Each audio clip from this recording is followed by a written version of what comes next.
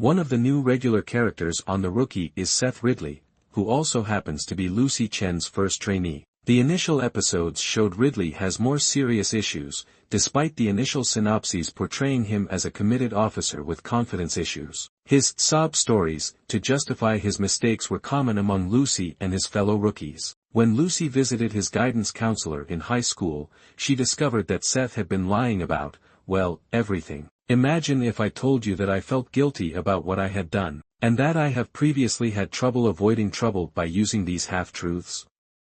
I promised myself that I would no longer be this guy. Lucy Chen, said Seth Ridley. Lucy's promotion to training officer is the rookie's greatest Season 7 change, despite her preference for undercover work. In addition to bringing her special compassion to the job, she is able to demonstrate her police expertise, which she has accumulated via experience and Tim Bradford. Despite his errors, Ridley couldn't have asked for a better advocate. Nevertheless, Lucy was prepared to let him go after discovering that he had lied. This demonstrates that she is still a rigorous and exacting training officer in spite of her empathy. But Ridley is more cunning than Bradford or Lucy may have believed. Ironically, he saved Lieutenant Gray's career as a police officer by telling him he had cancer. The obvious question, though, is whether or not he actually has the illness. Surprisingly, Bradford claimed that since Ridley's lies were purely personal, they weren't very serious. Lucy is portrayed as the more rigid T.O., which is an intriguing change for the characters. It will be intriguing to observe whether Ridley's tendency toward dishonesty is a sinister trait or something the authors hope the audience and other characters will.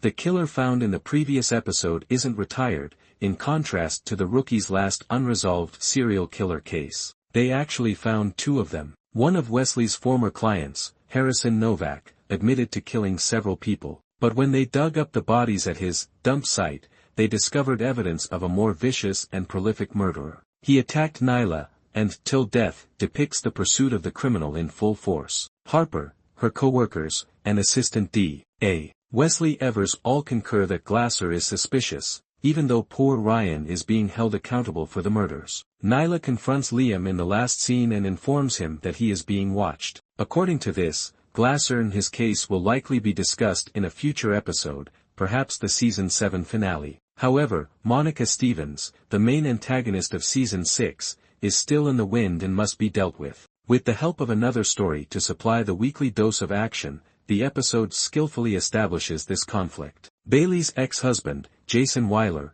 who was first introduced in Season 4, tormented her emotionally before abusing her physically. It was demonstrated that he had a remarkable talent for persuading people, particularly women, to break the law on his behalf. With Drew, a character who was first introduced in Out of Pocket as a purportedly inebriated girl who unintentionally broke into Nolan's home, he repeated this action. Jason's return loomed over Nolan and Bailey like the sword of Damocles after he broke out of prison in the Season 6 finale. But he and Drew were struck by the blade's sharp edge. Bailey's past with Jason gave the character depth, and for some reason, the rookie fans found her annoying when she first. Now, he has also left her with some moral doubt. She chose to collaborate with the hitman who had been hired by criminals to murder Jason after confronting him. The hitman pursued her after she told him where the police thought Jason was. In fact, right before he hit her with a car, he informed Bailey that Jason was still in Los Angeles. In a satisfying fightback,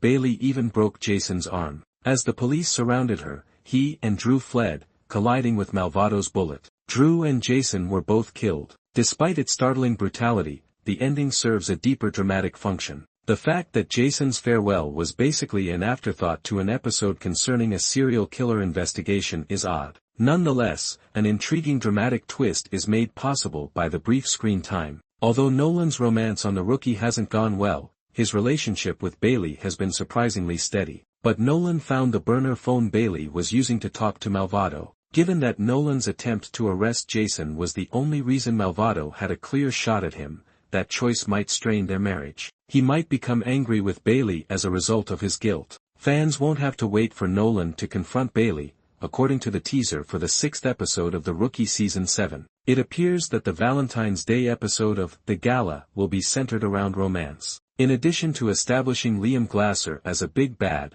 Till Death also set up a few romance and relationship stories that would continue into the following week. In addition to the conflict between Bailey and Nolan, Miles Penn, a new rookie, brought his longtime girlfriend to Los Angeles. Additionally, it appears that Chenford supporters are being treated unfairly. Before becoming a police officer in Los Angeles, Miles Penn served as a police officer in Texas. But because he cannot afford a place to live, he is living in his car and has struggled due to Bradford's rigorous training. He arrived with his, since high school, girlfriend, who had quit her job to be with him. It was a very risky move because rookies could be fired for any reason. Miles, the more likable of the two new rookies, will be under even more pressure because of